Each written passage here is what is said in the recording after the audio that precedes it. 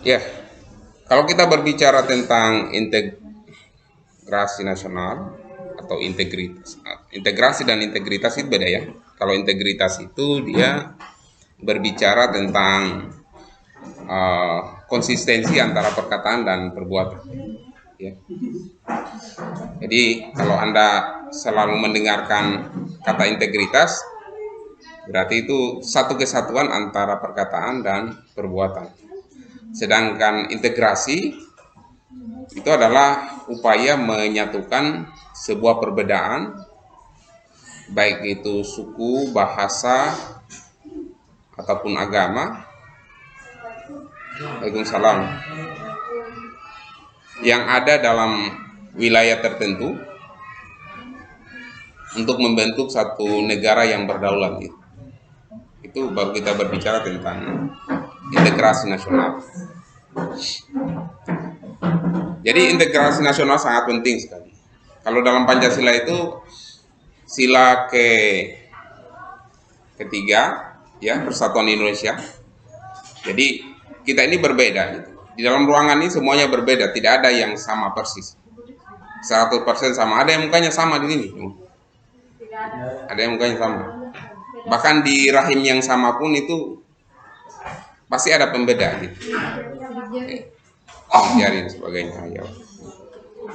Nah, itulah yang disebut bagaimana kita menyatukan perbedaan itu, karena perbedaan adalah keniscayaan yang tidak bisa lagi kita perdebatkan gitu. Tetapi perbedaan itu ada dua, ada perbedaan yang positif, ya, ada perbedaan yang negatif. Perbedaan yang positif itu adalah perbedaan yang dimana perbedaan itu saling menutupi atau saling melengkapi satu sama lain.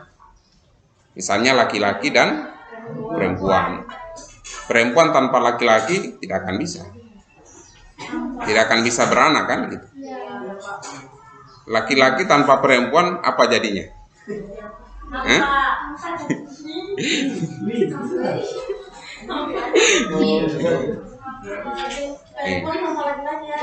Ya, yang penting jangan jadi sampah gitu.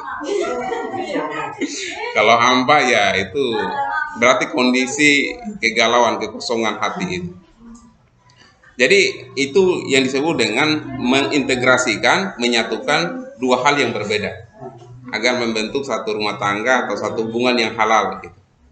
Jangan yang haram gitu. Ya. Jalan-jalan ke jalan raya, ujung-ujungnya masuk angin. Masuk angin besar perutnya. Nah, perbuatan yang kurang bagus. Karena perbedaan adalah satu kondisi di mana negara kita terdiri atas berbagai macam ras, suku, golongan, agama, bahasa, dan lain sebagainya. Maka menyatukan berbagai perbedaan itu menjadi mutlak untuk kita lakukan. Kalau kita tidak bisa menyatukan, maka yang terjadi adalah disintegrasi. Jadi lawannya integrasi adalah disintegrasi. Nah, jadi disintegrasi itu adalah upaya memisahkan diri oleh kelompok tertentu dari negara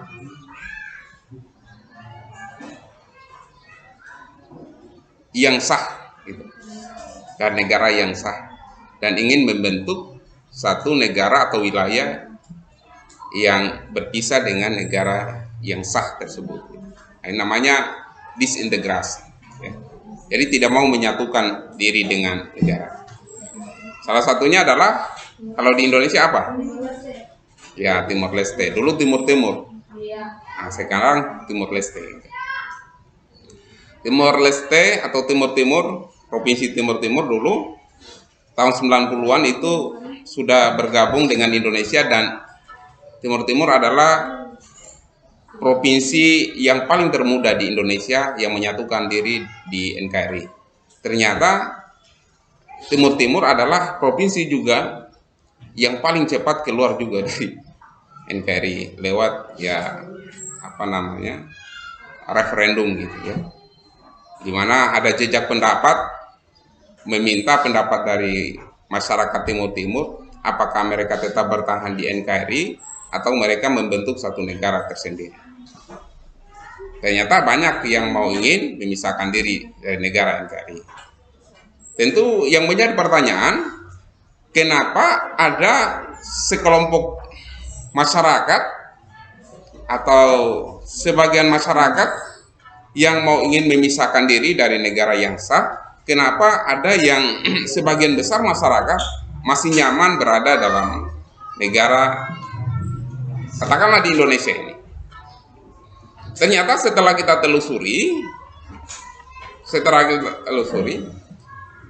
orang-orang yang memisahkan diri dari negara Indonesia atau negara yang sah itu adalah kelompok-kelompok yang memang didasari oleh kepentingan elit. Jadi ada elit yang mau ingin mengendalikan masyarakat di kelompok itu, kemudian memprovokasi masyarakat. Caranya adalah membuat konflik. Jadi kalau sudah konfliknya hebat, sudah besar, maka di situ pasti ada riak-riak atau pendapat-pendapat bahwa pemerintah tidak berhasil mengatasi permasalahan di daerah kami. Jadi itu adalah skenario yang dibuat oleh elit dan sengaja dibuat untuk kepentingan politik tertentu. Saya sambil contoh misalnya seperti di Ambon tahun 98 kalau tidak salah, 98 kalau tidak salah. 99 sorry. Nah, 1999. Di Ambon itu adalah konflik by design. Itu bukan konflik yang secara alami, tapi didesain dia oleh kelompok tertentu. Untuk apa? Untuk menghancurkan orang-orang yang berbeda agama. Padahal isunya awalnya bukan masalah agama. Kenapa merembet pada masalah agama? Karena untuk memecahkan, untuk membuat konflik masyarakat secara horizontal adalah dengan mencari sebuah perbedaan, dan perbedaan itulah yang dijadikan sebagai sumbu untuk menunggu meledaknya bom itu sendiri. Dan itu dilakukan oleh orang-orang intelektual, tokoh-tokoh intelektual, orang yang ingin menghancurkan negara Indonesia dari dalam, gitu. Yang disebut dengan pengkhianat. Pengkhianat negara itu adalah orang-orang yang munafik, yang pura-pura mereka cinta tanah air, kemudian dari dalam mereka memprovokasi masyarakat, menjadikan masyarakat berkonflik hanya karena perbedaan agama, perbedaan suku, perbedaan pandangan. Inilah orang-orang yang menurut saya adalah orang-orang munafik di negara kita. Kalau mereka adalah seorang nasionalis, seorang negarawan, maka yang mereka lakukan adalah bagaimana menyatukan perbedaan itu, bukan memperuncing perbedaan yang ada. Karena semakin memperuncing perbedaan yang ada itu, maka yang terjadi adalah konflik kepentingan. Misalnya antara suku A dengan suku B, masing-masing warga yang ada di suku itu menyatakan kamilah yang benar. Mereka akan mematikan sukunya sendiri. Begitu juga konflik atas nama agama. Mereka akan mematikan atas nama agama mereka sendiri. Orang Islam akan takbir Allahu Akbar, membela negara, membela agamanya. Orang Kristen juga seperti itu, orang Buddha juga seperti itu. Jadi kalau ada orang-orang yang berusaha memicu adanya konflik sosial, maka mereka itu adalah bukanlah negarawan yang sejati. Negara yang sejati itu adalah merekatkan sebuah perbedaan meskipun keragaman sangat beragam sekali. Meskipun perbedaan sangat menonjol sekali. Sambil contoh misalnya seperti Yusuf Kalla, mantan Wakil Presiden Republik Indonesia. Berbagai macam konflik yang ada di Nusantara ini berhasil dia satukan. Dan itu dia adalah sebagai seorang negarawan. Karena dia sedang berusaha bagaimana sebuah perbedaan yang menjurus pada konflik sosial harus dihilangkan.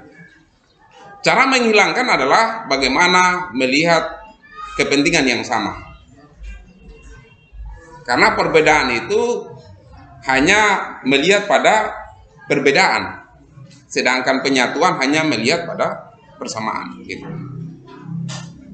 Jadi cara menyatukan adalah bagaimana cita-cita mereka disamakan dengan cita-cita kita sendiri, atau cita-cita negara dicarikan kesamaan dengan cita-cita dari kelompok itu sendiri. Misalnya katakanlah GAM misalnya. GAM ini maunya apa sih misalnya? GAM kan sudah dibubarkan kan? Sudah dibubarkan. Meskipun mungkin masih ada mungkin benih-benih. OPM, RMS sudah lama dibubarkan. Ya. DITII misalnya, yang mau ingin mendirikan negara Islam dan sebagainya. Kita ambil contoh misalnya GAM. GAM ditanyai oleh pemerintah Republik Indonesia lewat Yusuf Kala, apa sih maunya GAM gitu, dalam sebuah perjanjian di Helsinki. Dia tanya apa sih maunya GAM gitu. Tolong tuliskan kami supaya kami juga bisa mempertimbangkan atau bisa menerima apa yang menjadi permintaan dari GAM itu sendiri. Maka mereka tulis, ini permintaan kami, poin ini. Setelah itu dirumuskan lagi apa sebenarnya yang mau diinginkan oleh pemerintah Republik Indonesia. Dicarilah kesamaan di situ, kecocokan. Nah, karena ada kecocokan di situ dan pemerintah masih menganggap wajar, misalnya salah satunya adalah membentuk satu provinsi yang istimewa misalnya, di mana mereka bisa mengatur nasib mereka sendiri. Makanya di sana ada partai lokal, tidak ada di daerah lain itu yang punya partai lokal. Di sana ada partai lokal. Di sana juga ada namanya penerapan Perda Syariat Islam. Di daerah lain itu tidak bisa, karena di sana diistimewakan. Di Aceh, saudara kita di Aceh. Maka hak-hak yang diistimewakan itu adalah hak-hak politik yang diberikan oleh negara, yang tujuannya sebenarnya untuk mencari keseimbangan antara hak dan kewajiban warga negara maupun kewajiban dari pemerintah dalam memenuhi hak dari masyarakat itu sendiri.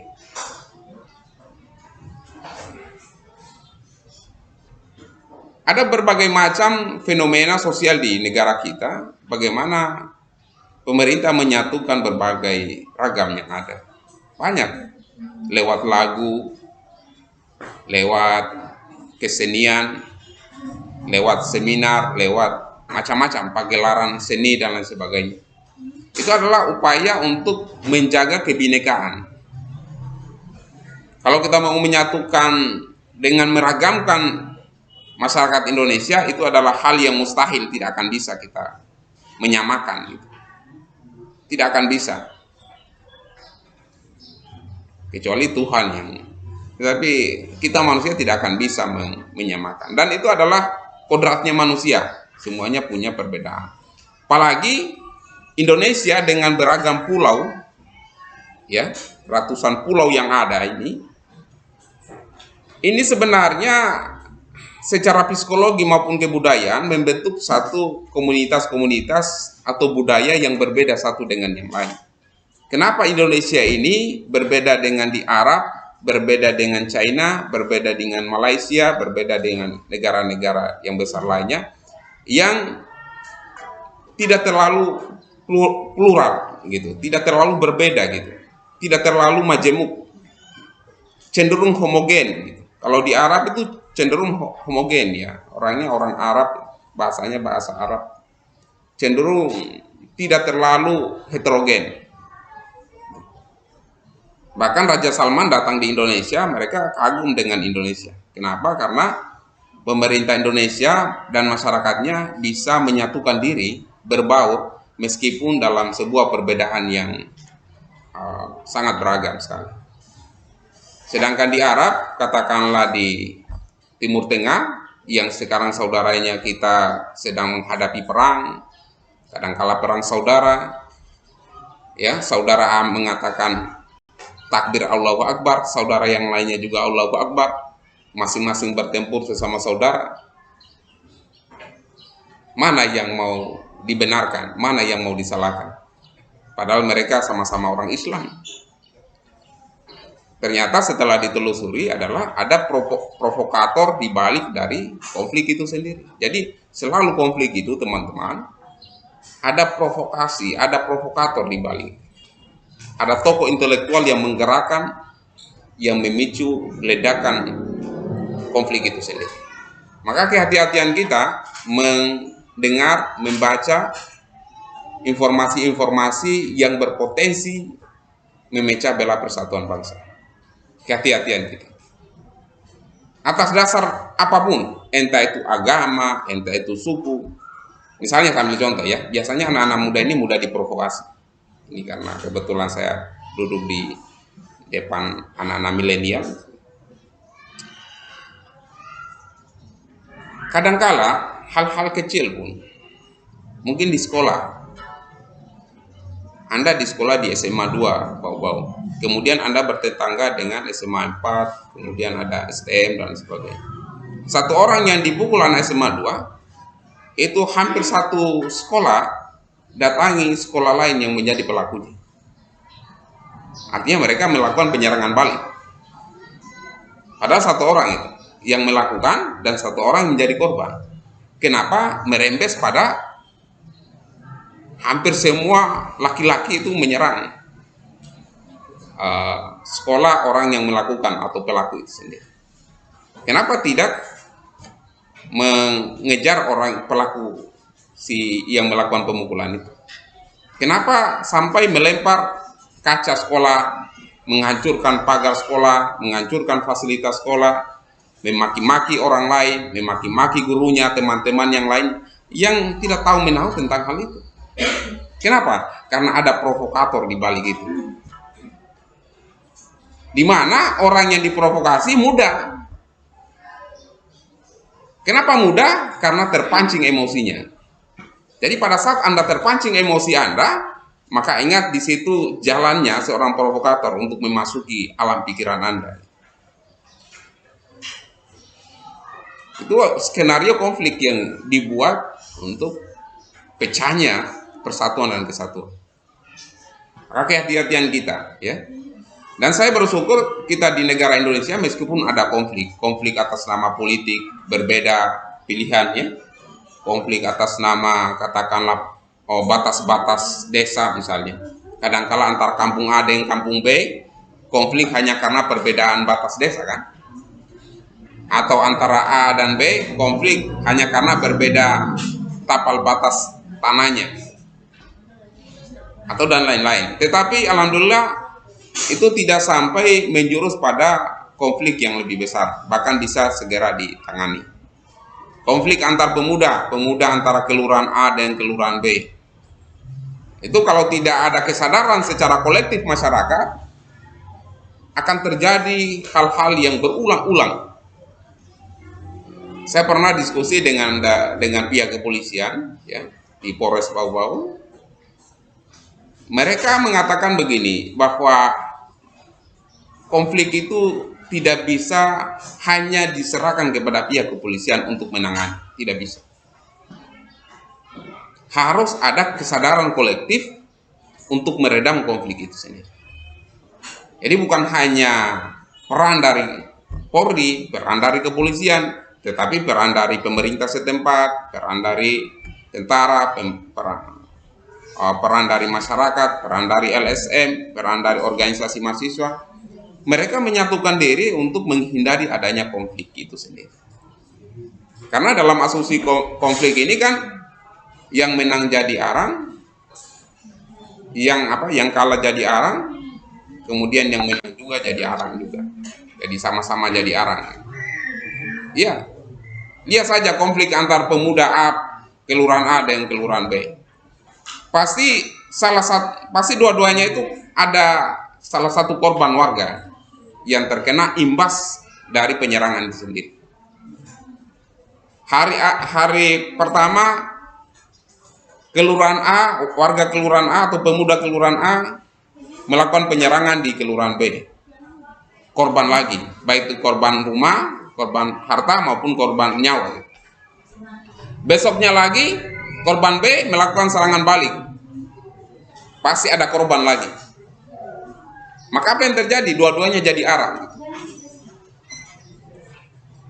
Maka menghindari adanya konflik dalam hal perbedaan itu sangat penting untuk mewujudkan namanya integrasi nasional. Ya, jadi tidak ada kata lain mewujudkan integrasi nasional itu selain menyamakan persepsi kita sendiri. Yang pertama. Yang kedua adalah tidak mudah terpancing oleh berbagai macam isu yang menghasut, memprovokasi, dan isu yang sifatnya hoax.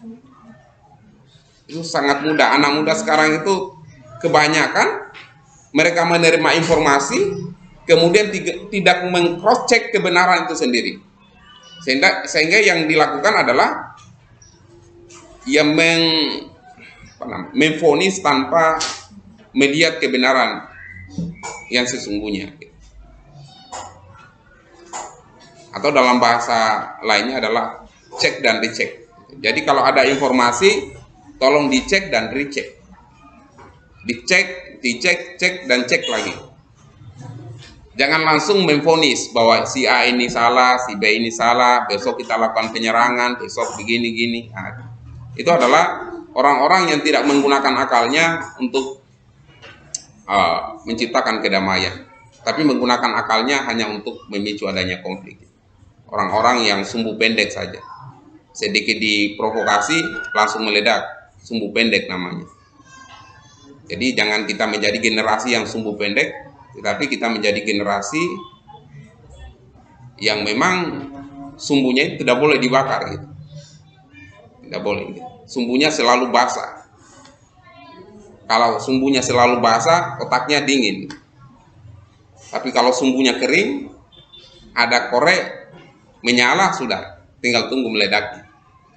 Apalagi sumbunya pendek. Nah, itu. Hanya hitungan detik langsung meledak.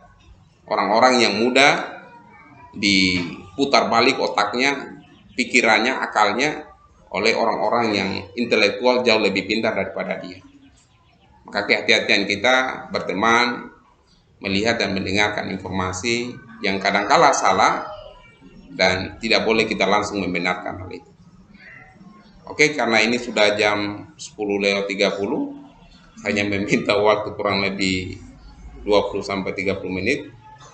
Ini sudah 22 menit ya. Terima kasih. Mungkin ada pertanyaan dari rekan-rekan mahasiswa, silakan. Ada? Tidak ada. Ya kalau tidak ada nanti tugas yang lainnya itu berhubungan sama ORIS ya. Tugas video.